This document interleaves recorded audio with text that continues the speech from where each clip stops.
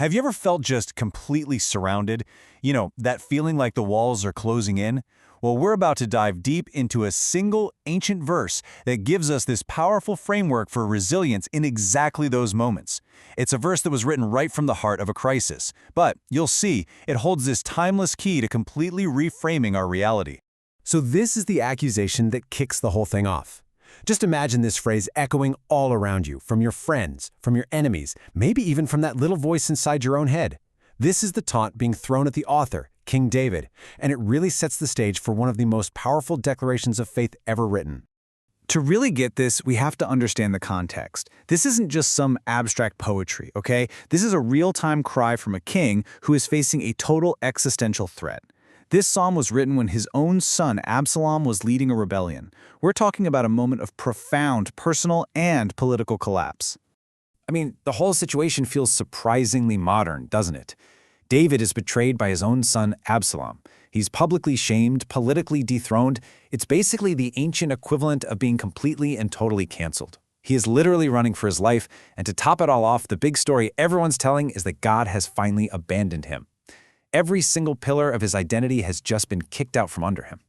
But right here, right in the middle of all that pressure, the psalm makes this dramatic turn. It's what some call a theological pivot. It's a radical shift away from all those external voices of accusation and despair and toward this internal revelation of who God really is. And the verse begins with this incredibly emphatic, almost confrontational phrase. It's a direct address that just cuts right through the chorus of despair. David is basically shouting, okay, that's what they say, and that's what my circumstances are screaming. But you? And here it is, the verse in its entirety. Now let's be super clear about this. At this moment, nothing has changed on the outside. The enemies are still there. The threat is still very real. But with this one declaration, David's entire reality is about to be redefined from the inside out. So let's unpack this. He makes three core declarations, and the very first one is all about protection, God as a shield. But trust me, this is not the image you might have in your head. The Hebrew word used here is magen, and its root idea isn't just about some partial defense, like blocking a sword from the front. The meaning is so much bigger than that. It's that which surrounds you in order to defend you. And here's the key takeaway on this. We tend to think of a shield as something we hold out in front of us to block what we can see coming, right? But David declares God is a shield around him. This implies a total 360-degree perimeter. It's not just a tool you use, it's an entire environment of protection you live inside.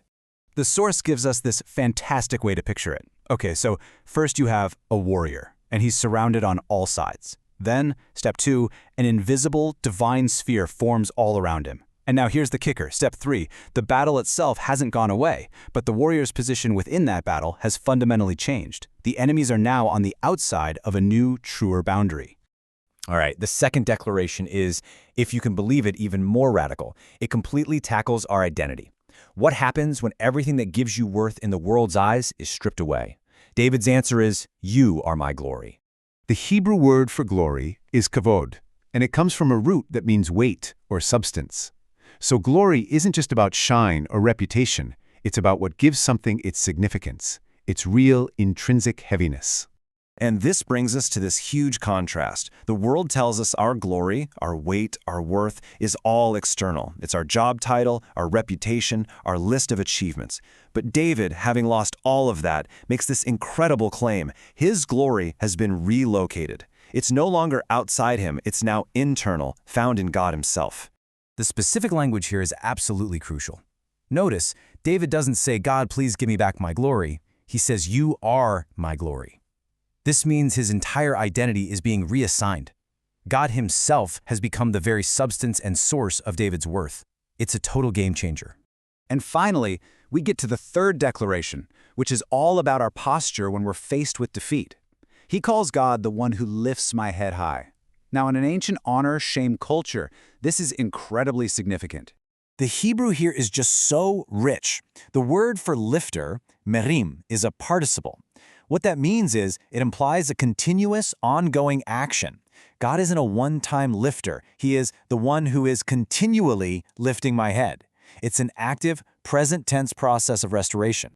Back in the ancient world, your posture said everything about you.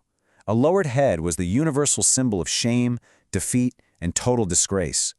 So to have your head lifted, especially by a king or by God, was this public sign of acceptance, of vindication, of restored dignity. It's a complete and total reversal of shame.